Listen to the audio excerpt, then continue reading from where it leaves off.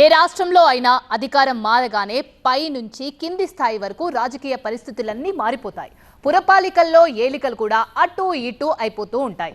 అయితే అధికారం దక్కి ఏడాది కావస్తున్నా ఏపీలో మున్సిపాలిటీలను పూర్తి స్థాయిలో సొంతం చేసుకోలేకపోయింది టీడీపీ. దానికి ఒక బలమైన కారణమే ఉన్నా ఇప్పుడు పీఠాలు దక్కించుకునే సమయం ఆసన్నమైంది అన్నట్టు తెలుస్తోంది. అందుకే ఆశాహులంతా ఎమ్మెల్యేలు మంత్రుల చుట్టూ చక్కర్లు కొడుతున్నారు. మున్సిపాలిటీలపై కన్నేసిన టీడీపీ మార్చి 18 తర్వాతే ముహూర్తం. తొలి వరుసలో చీరాల, మార్కాపురం.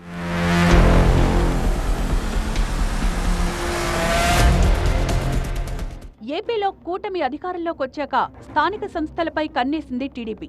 అందులో భాగంగానే ప్రకాశం జిల్లాలో కీలకమైన ఒంగోలు మున్సిపల్ కార్పొరేషన్ను తమ చేతుల్లోకి తీసుకుంది. అయితే ఇది అనధికారికమే తప్ప అధికారికం కాదు. ఎందుకంటే మున్సిపాలిటీల్లో పాలక వర్గాలు ఏర్పడిన తర్వాత 4 సంవత్సరాల వరకు మేయర్పై గాని, చైర్పర్సన్ పై గాని అవిశ్వాసం పెట్టే వీలు లేకుండా గత ప్రభుత్వం చట్టంలో మార్పులు చేసింది.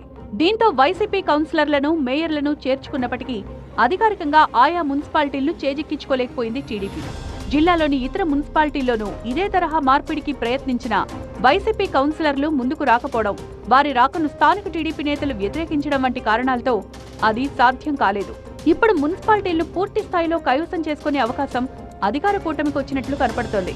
ఈ మార్చి 18తో మున్సిపల్ కార్పొరేషన్లలోని పాలక వర్గాలు 4 ఏళ్ల పదవీ కాలాన్ని పూర్తి చేసుకోనున్నాయి. దీంతో ఆయా మున్సిపాలిటీల్లో వైసీపీ తరపున చైర్పర్సన్లుగా ఉన్న వారిపై అవిశ్వాస తీర్మానం పెట్టేందుకు టీడీపీ నేతలు సిద్ధమవుతున్నారు.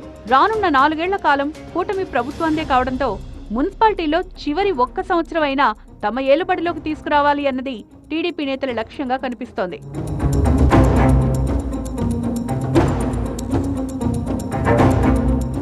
ఈ లెక్కన జిల్లాలో ఇప్పుడు టీడీపీ ముందున్న 2 కీలక మున్సిపాలిటీలు చీరాల, మార్కాపురం. ఈ 2 మున్సిపాలిటీలను కైవసం చేసుకునేందుకు టీడీపీ వర్గాలు పావులు కదుపుతున్నట్టు తెలుస్తోంది. ఇటీవల చీరాల మున్సిపాలిటీలో జరిగిన సర్వసభ్య సమావేశంలో టీడీపీ ఎమ్మెల్యే కొండయ్యకు, వైసీపీకి చెందిన మున్సిపల్ చైర్పర్సన్ జంజనం శ్రీనివాసరావుకు మధ్య తీవ్ర వాగ్వాదం జరిగింది. దీంతో అవిశ్వాసం పెట్టి చైర్పర్సన్ను దించేస్తానంటూ అదే సమావేశంలో శపథం చేశారట ఎమ్మెల్యే. చట్ట ప్రకారం ఆ సమయం కూడా దగ్గర పడుతుండటంతో ఎమ్మెల్యే చుట్టూ చక్కర్లు కొడుతున్నారంట ఆశావాహులు. 35 వార్డులున్న మార్కాపురం మున్సిపాలిటీలోనూ టీడీపీ పాగా వేయబోతోంది. ఇక్కడ వైసీపీ నుంచి చిల్లంచెర్ల బాలమురళీకృష్ణ చైర్మన్ గా ఉన్నారు. ఇప్పటికే 12 మంది వైసీపీ కౌన్సిలర్స్ గోడ దూకడంతో టీడీపీ బలం 17కు పెరిగింది. మిగిలిన వారిని కూడా మార్చి 18 లోపు లాగేసి ఆ తర్వాత అవిశ్వాసం పెట్టే ఆలోచనలో ఉందట టీడీపీ. కాబట్టి మార్కాపురం మున్సిపాలిటీ టీడీపీ వశం కావడం ఇక లాంఛనమే అన్న అభిప్రాయం వ్యక్తమవుతోంది. ఇక్కడ మున్సిపల్ చైర్మన్ పదవి ఓసీలకే కేటాయించడంతో టీడీపీ కౌన్సిలర్స్ లో చాలా మంది పోటీ పడుతున్నారు.